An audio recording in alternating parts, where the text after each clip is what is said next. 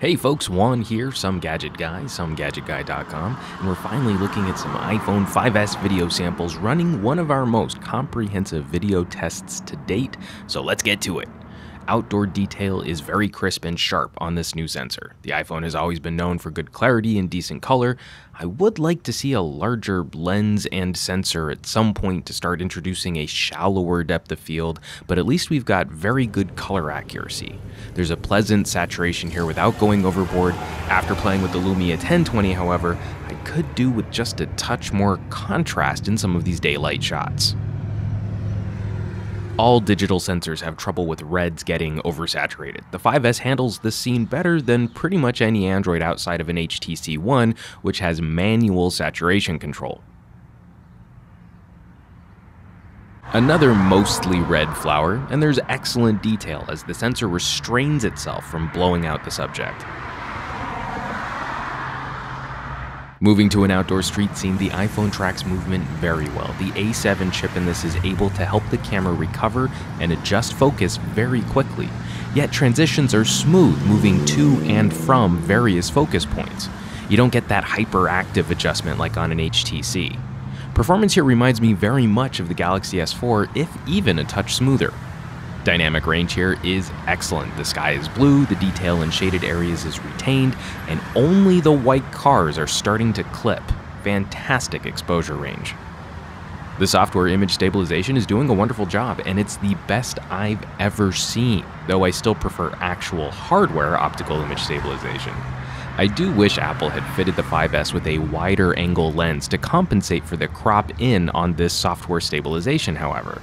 It makes for a somewhat narrow frame compared to the HTC One or the Lumia 1020.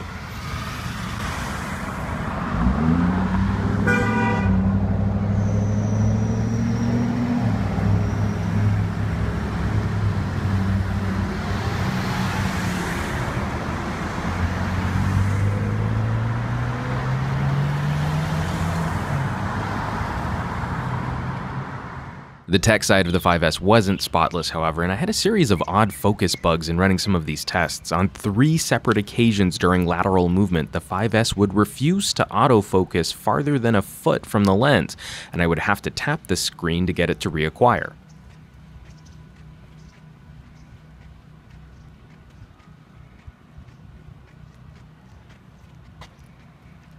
Also, there were several instances of the camera app refusing to lock close focus on subjects in high contrast scenes.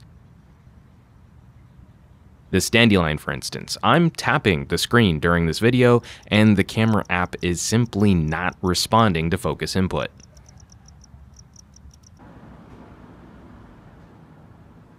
Moving on to a transition test, going from dark to light to dark again, Apple has caught up with the best Android has to offer. The A7 performance here is pretty incredible, and the scene blooms very pleasantly. There is a slight buzz or shimmer as the camera moves from dark to light. Now, this type of transition requires decent horsepower to slide smoothly through, and Apple's performance here is ever so slightly behind the Galaxy S4. Still, it's one of the best performers I've seen in this test. The small sensor means you won't get much depth of field blur, especially in bright outdoor scenes. Please ignore my fat fingers blocking the left side of the frame here. Indoors, you can start softening the background when close focusing on a subject in a macro style shot. After about 10 feet behind your subject, you start to get a little blur and better isolation for your subject.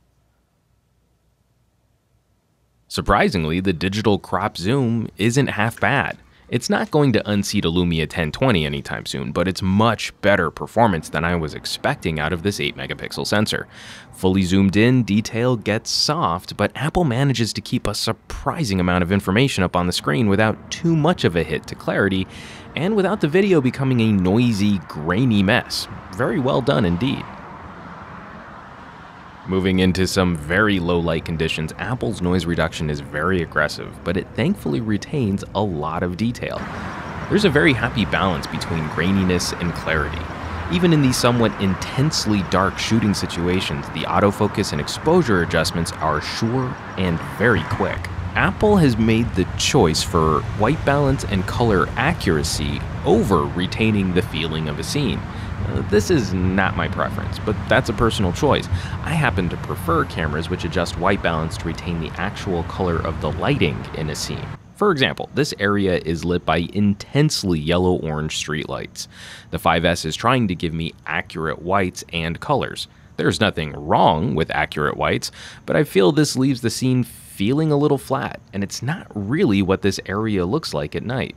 Now for a nighttime street scene, the 5S continues to showcase terrifically fast focusing performance.